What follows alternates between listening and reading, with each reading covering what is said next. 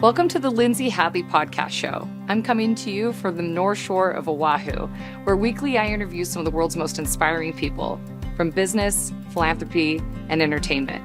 I love collecting humans, and these are some of my favorites I've found along the way. This podcast is brought to us by Capita Financial Network.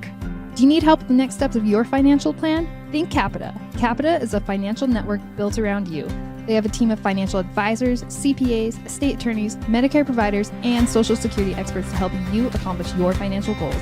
Call or schedule a complimentary consultation at 801-566-5058 or visit their website at capitafinancialnetwork.com. You can also check out their financial education podcast, The Financial Call, available on Apple, Google, Spotify, and YouTube.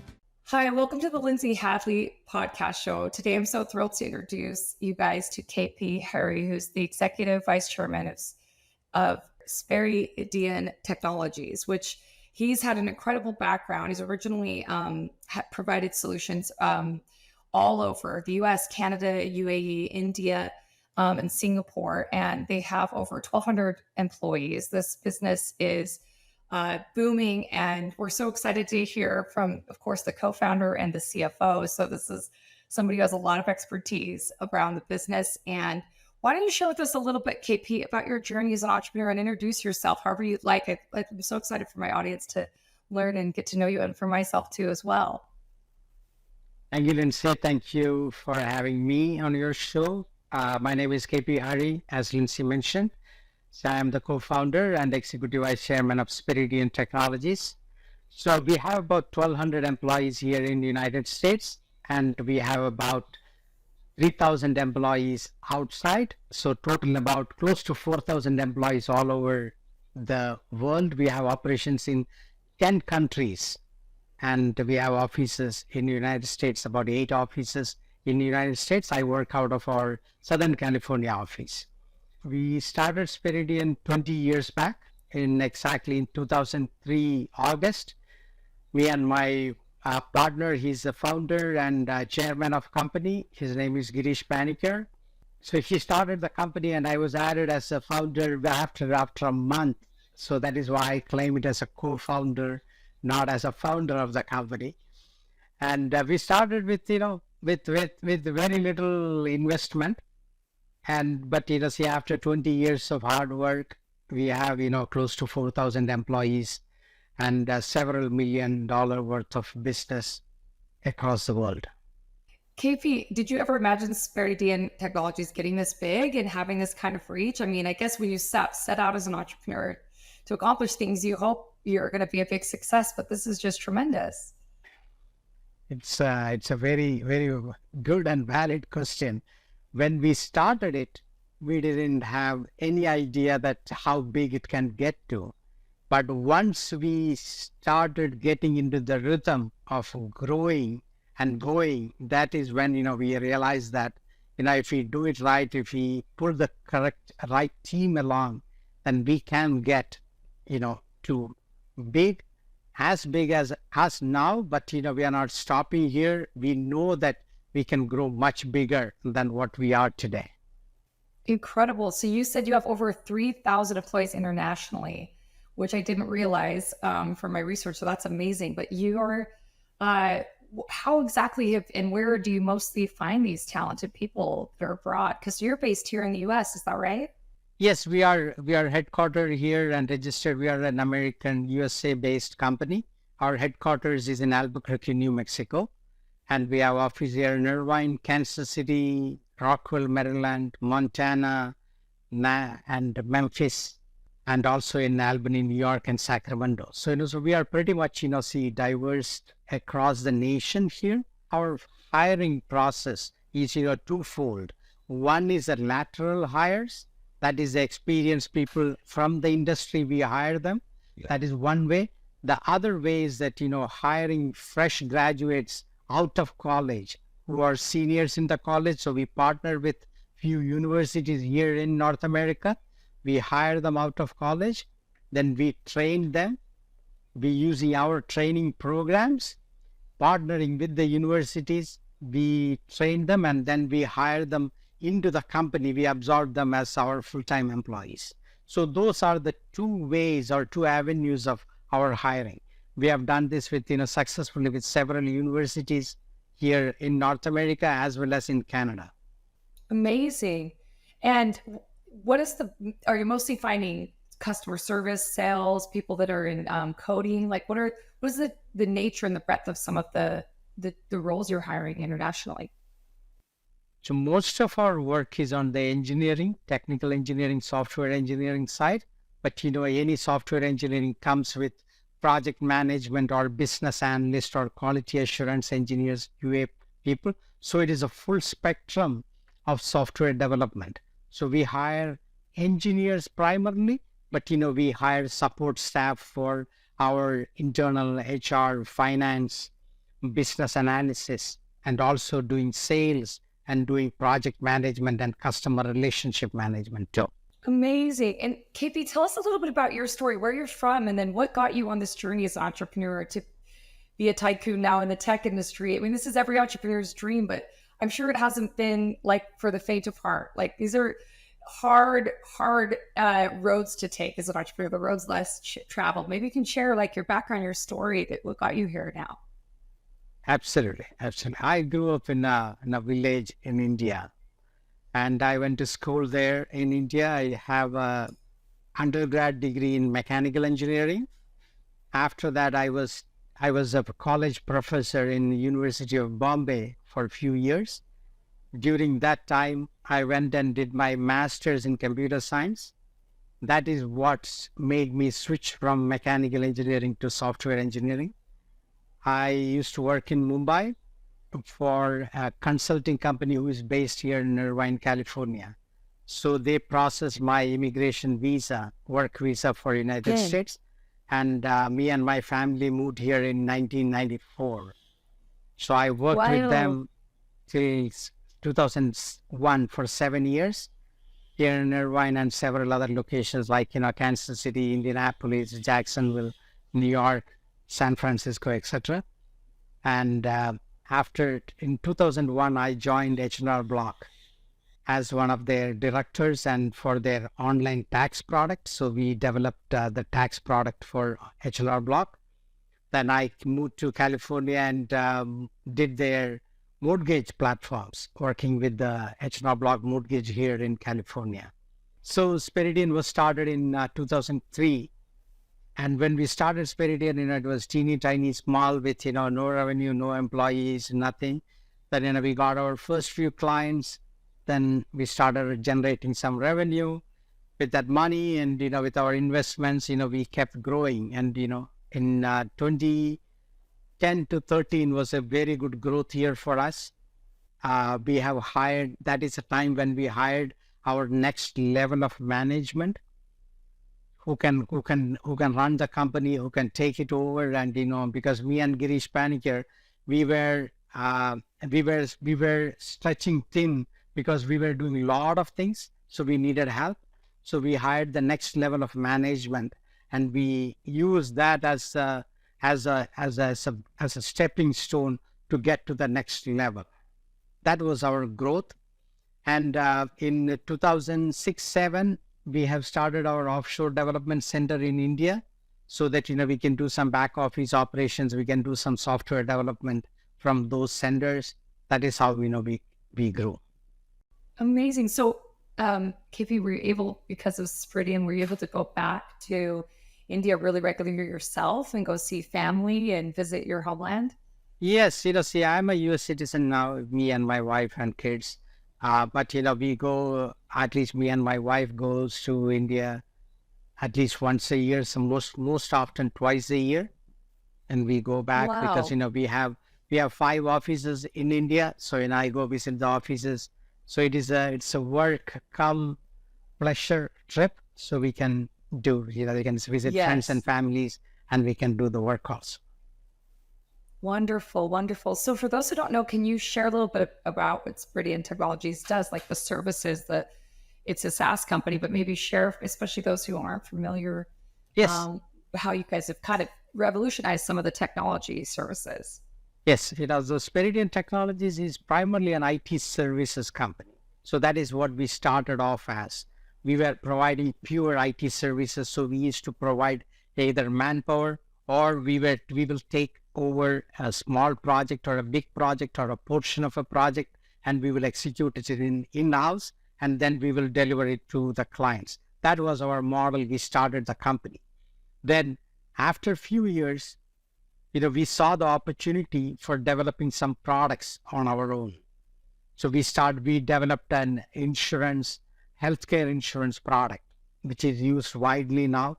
And we have also started a couple of the sister companies in Speridian itself. One is known as True Coverage. True Coverage is an insurance marketplace which uses our own product, which was developed by Speridian, and another product company called Benefit Align, which is all owned 100% by Speridian holding company. So what we have seen is that, we see an opportunity in the market we may be getting into that industry as a service provider, providing some service and value-added service. But when we see an opportunity, we develop on that idea and we develop it as a product. See, for example, recently in 2020, when CARES Act came, we saw the opportunity because the state governments were getting a lot of funds for distributing it to the citizens. So we saw that opportunity and we developed a product called Financial Aid Management System, or FAMS. So that product, we were able to sell it to, license it to state of Arizona and state of Florida for their emergency rental assistance program, because there were federal funds given to the states and cities to distribute it to the people, the citizens who are impacted by COVID. So many people, as we all know, that many people lost their jobs, many people lost their only income, and they were not able to just survive. They were not able to pay their monthly rents. That is when, under President Trump and then President Biden, these emergency rental assistance programs were put in place. So we have licensed that software to the states.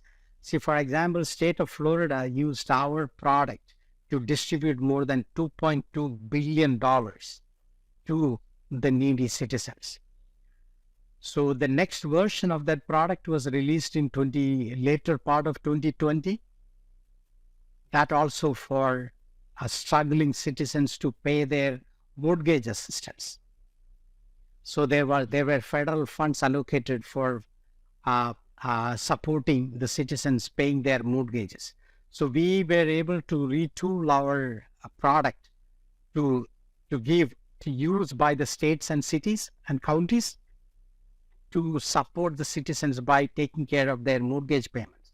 So we were able to sell that to several states, including Arizona, Indiana, New Hampshire, Vermont, etc., etc. We were able to sell that one. So now what we have done is that we have partnered with several other companies, and what we have done is Microsoft and Google primarily. So we have leveraged their product and developed a state-of-the-art low-code case management system. We call it as Case Excellence. That can be used for any case management, like, for example, license renewals or warranty management, or for any funds distribution, including child support or student loan support.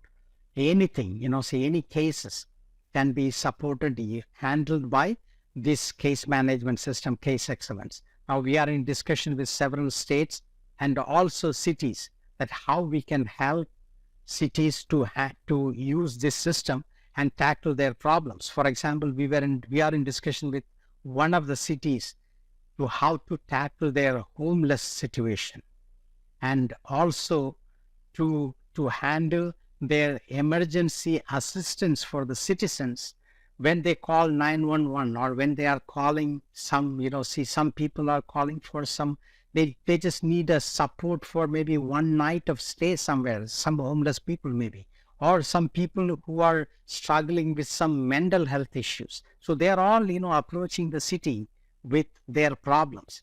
And so we are in discussion with the city. We have not signed the deal yet, but we are in discussion with that city, how we can use our case excellence platform to address and to manage the situation. See, for example, the city has to get the calls either from a social worker or from 911 or from any other, or a hospital, that this person needs help or assistance. So that case can be logged into our case excellence platform, and then this agency in that state, in that city, has got partnership with their alliances, like social welfare department. There are counseling agencies, there are hospitals. All of them are in partnership with the city, so the city can refer this person to the right services they need. So see, that is one of the that is one feature of the product which we have developed. So these products, that is what we believe in, giving back to the community. And also, see, we want to employ more people. That way, see, both of us can grow, both of us can give back to the community and the citizens back. That's wonderful. KP, have you worked with you've worked with a lot of government bodies, it sounds like, and insurance organizations and companies. Have you worked with many nonprofits? Like, I'm sitting here thinking, I live here in Hawaii, and recently in Maui, they had these horrible fires. And friends of mine at the Entertainment Industry Foundation, my dear friend Nicole Sexton and my friend Brian, got there, the back end office managing Oprah Winfrey and The Rock's big commitment for $10 million. There was some negative press around people criticizing Oprah Winfrey for owning land in Maui, but nobody actually criticized the efficacy or how impactful it was to give direct funds to the victims of the fires. And it was designed by the local community leaders. They spoke with Oprah and with Dwayne Johnson and said, this is what we want. They made this generous gift. And now the back end management of getting that funding and making sure there's no fraud in those who are applying for the funding and managing that. I should totally introduce you and find out, but they've been impeccably running it. But if there's a way to do it through an incredible software like this, it's amazing. But there's a lot of nonprofits that get direct aid to individuals around the world. Have you worked with many nonprofit organizations? And if so, what are some of them that we might know? Lindsay, see, it is so funny that you mentioned about Maui Fund. It's just a coincidence. See, we have an office in Honolulu, and we work with State of Hawaii in multiple departments. And 3 weeks back, me and my wife were there in Hawaii. My son works in Honolulu, so so we are deeply touched with the Maui fires. So we have raised money inside Speridian with an employee contribution. So we have raised a decent amount from across the world. Many Speridian employees have contributed from $5 to $500 to $1,000. So we have collected as a decent amount of money, and company has matched each and every dollar contribution. Wonderful. And so when we were in Hawaii, we met with Governor Dr. Josh Green. I have met him before that also, but this time was related to this reason why. So he was in Maui the day before I met him. So he told some stories about Maui and how he and his wife are really, really helping and deeply involved in those relief efforts. I have a call with their state finance secretary next week, how we can help and how we can divert these funds which we have collected directly for the Maui victims. Amazing. Well, I've got to introduce you to the team behind Oprah's and the Rocks Fund, because I have other friends who have caught wind of it, and it makes a lot of sense. The best thing is to get them many of them lost their jobs, they lost their homes. There's very little support from our government, tragically, and the insurance claims are backed up, and it's a nightmare. As you can imagine, they need help now, and they need resources right now.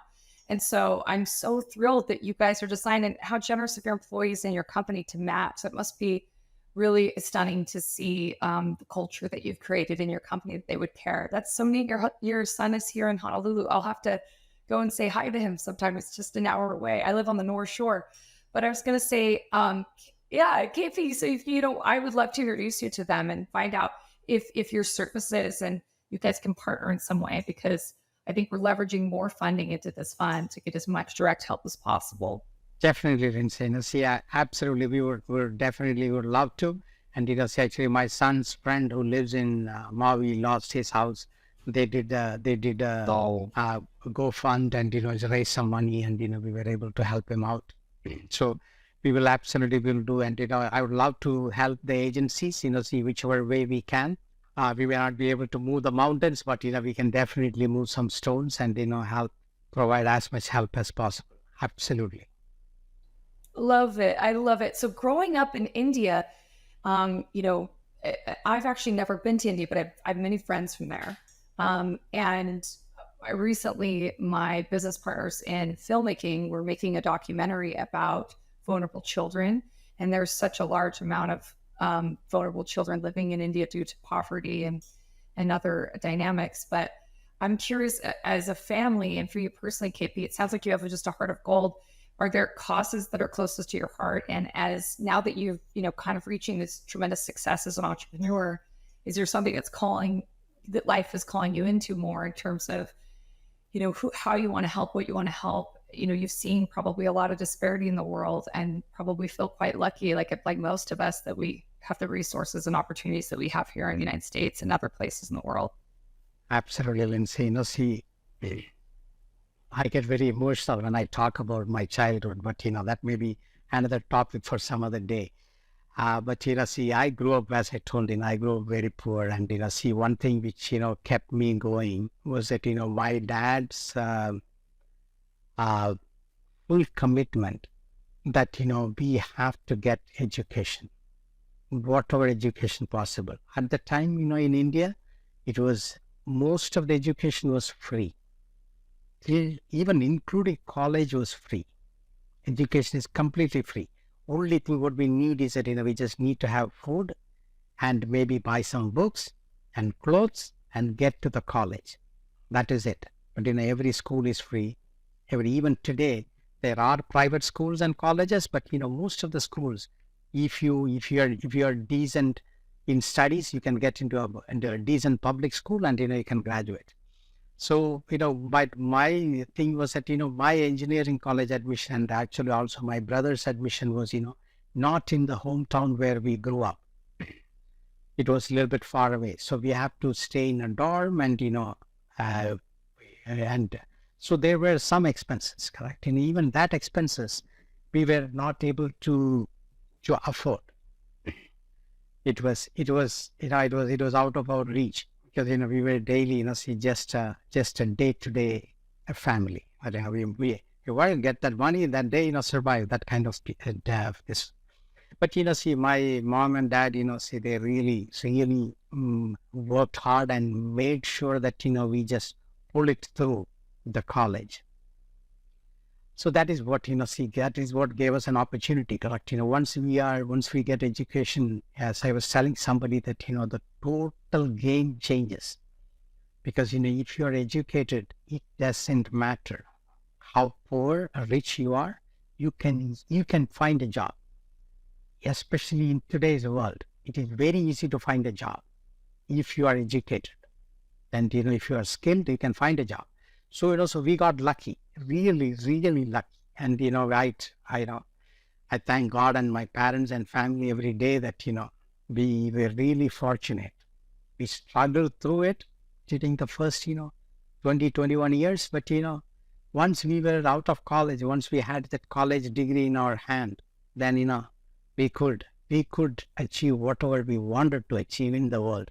So we got jobs, and fortunately I was able to come to this God-blessed country, America, and here it's a land of opportunities, correct? If you want to work hard, if you can work hard, and if you have the ambition, then there is opportunities are everywhere. You just turn around, look, there are opportunities, correct? Yes. So so that helped us to get here. So I always wanted, I always tell people that, if you can help somebody to get their education.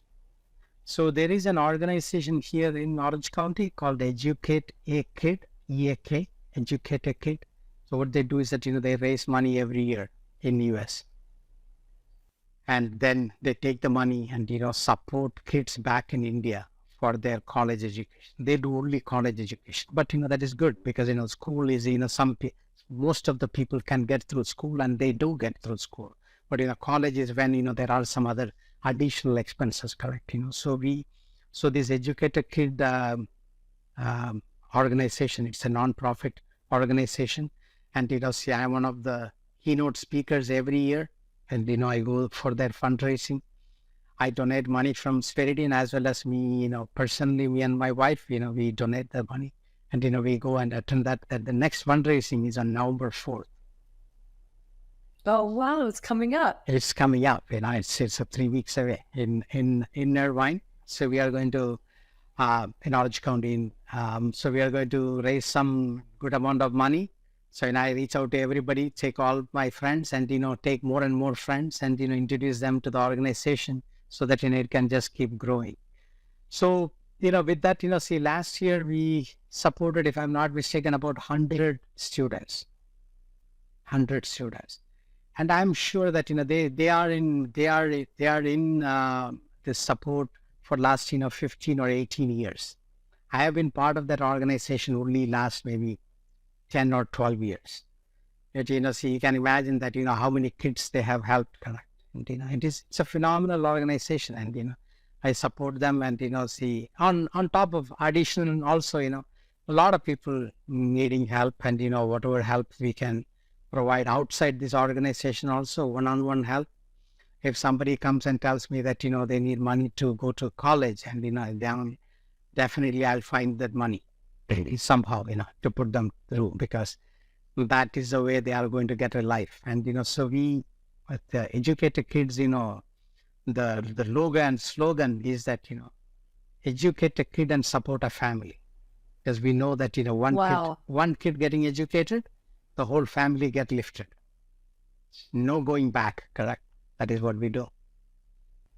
I love that you've taken something that was your own lived experience, your own difficulties, trials, background, and you're taking it and paying it forward like this. It's really stunning because it's so personal and you understand it in such a visceral way, like more than most people would.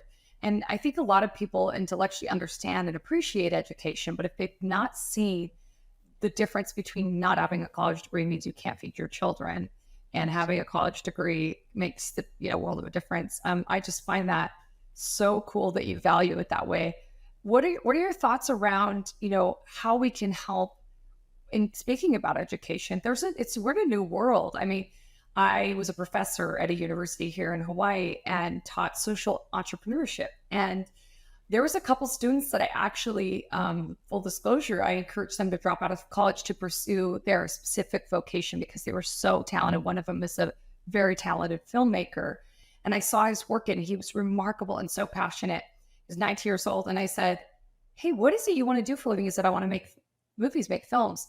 And I said, you don't actually need a college degree. What you need is a book of business. You need work experience, and you already have such a gift and you're so naturally ahead of most people your age. He dropped out and he now is making Netflix documentaries and TV shows and Super Bowl commercials. And he's making incredible money, close to 200 grand a year. And he's 20 years old and all of the other students are gaining debt and their years in. And by the time they're done in 4 years, he'll have 4 years work experience, tons of accreditation. I mean, I think it was really good advice. I feel really confident in the advice I gave him.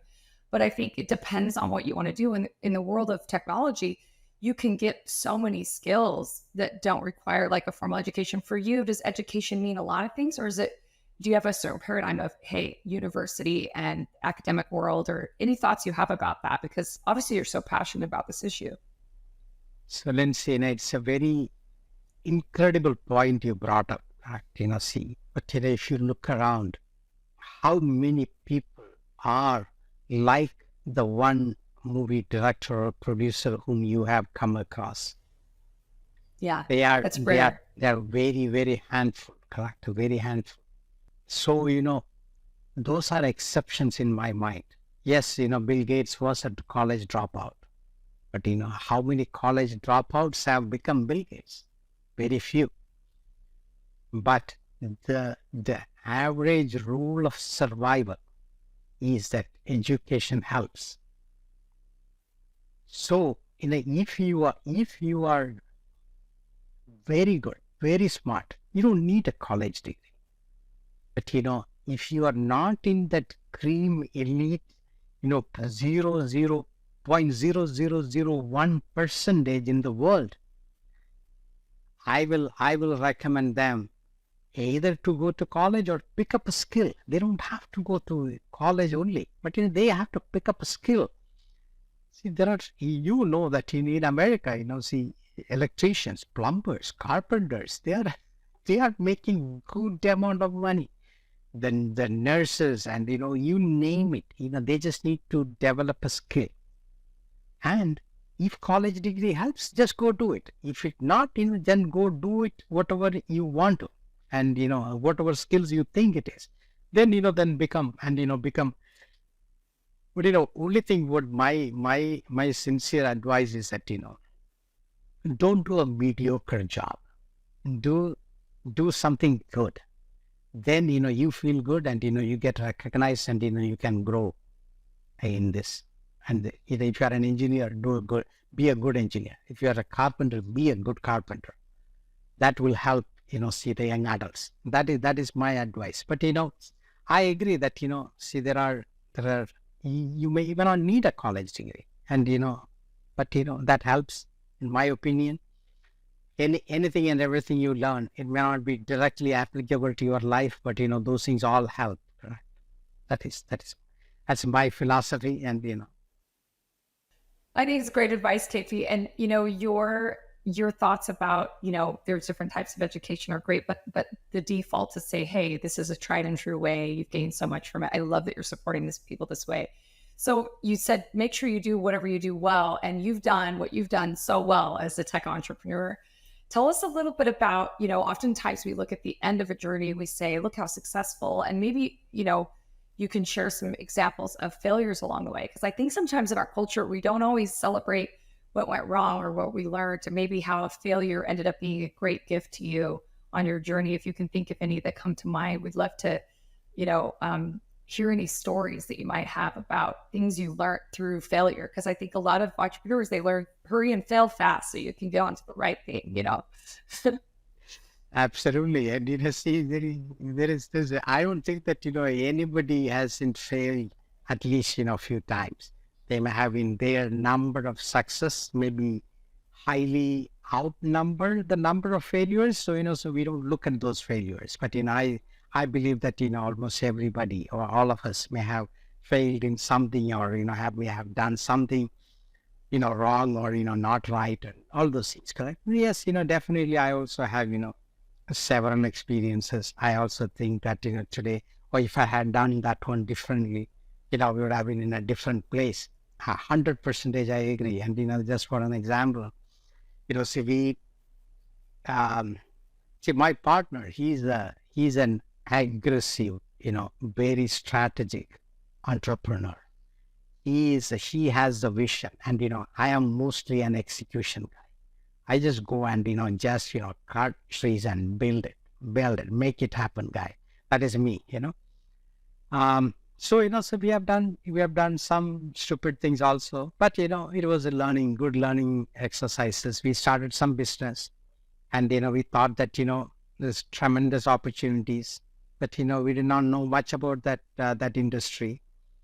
So we failed miserably on that. But, we learned quickly and, see, after maybe about 3 years and, burning some cash, see, we narrowed that one down and, we just almost, shut it down. There is a skeleton still running, but, not much, spending or anything. So that is one advice that, which I give, which I would like to give you.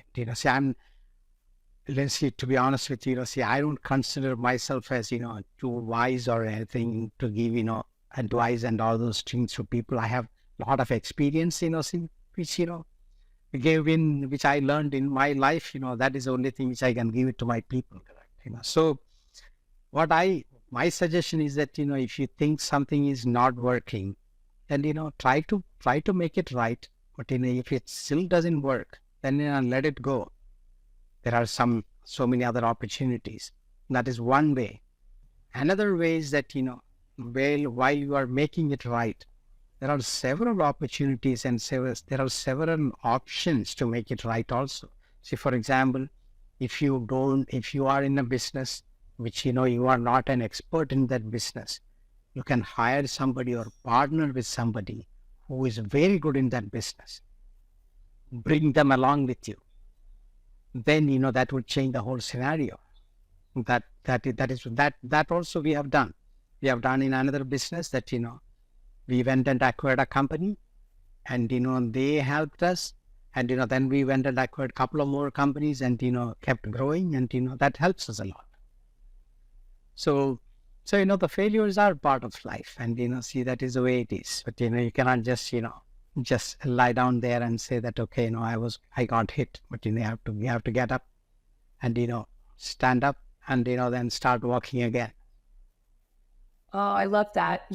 Your idea about give it everything you can, but at a certain point, know when to let go, know when to move on. And I think there is a deep wisdom in that, and you do have great advice to give. So I appreciate that insight. So KP, what's the next step for your business? Are you guys looking to go public? You're going to try to sell? Do you have a dream exit for you? Is it something that you're kind of going, we're at this certain point, we need to get to another series of investment and capital to grow? Or what's next on the horizon for you and your next steps? So we have divided our company into two parts. One is the Speridian Technologies, so we do IT services and products. And we have another company called True Coverage. True Coverage is an insurance marketplace. So those two are our flagship companies now. We have aggregated all the other companies under one of these two. And now, now we are doing the preparatory work to get into market and raise some capital later this year or early next year, preferably later this year, but it may be too late for just only a couple of months left in this year. So we are definitely in that. And keep in mind that both these companies are profitable, and so we don't need money to keep running. And so we believe that organically we have reached a point where we have organically whatever growth can be accomplished. We believe that we have reached that stage. So what do we want to do next is that we want to get some investment and get to market and maybe acquire some companies. So inorganic way we want to grow too, but we will continue our organic growth. But inorganic way also, whatever growth we can get to, then maybe eventually go public, or we don't know honestly how far that can take us. But we are definitely in the short term itself. We are going to go to market and raise some capital. That's for sure. And regarding exit, see, I don't think that I can exit it. See, I'll continue to work as long as my health permits. That because I don't know. I have some hobbies to do, but see, I'm not a person who can just relax, sit in my couch and say that, oh, I am retired, what should I do today? And see, so I enjoy working, and but I will slow down, and I will take less and less responsibilities. That will definitely I will do in the coming years. Well, KP, that's amazing. Good luck with this next step of taking on capital, and thank you so much for all you're doing in the world and helping people with education and employing people, thousands of people globally, and helping communities get the needs that they need directly. I'm so thrilled to have met you. Thank you so much for coming on the show and sharing your wisdom, your insights, and your journey. We so appreciate you. Thank you, Lindsay. Thanks for having me on your show. I really appreciate the opportunity, and let us partner together and help whatever help we can provide back to the community. And as I said earlier, see, I feel blessed to be in the position what I am today. And thank you so much. Do you need help with the next steps for your financial plan? Think Capita. Capita is a financial network built around you.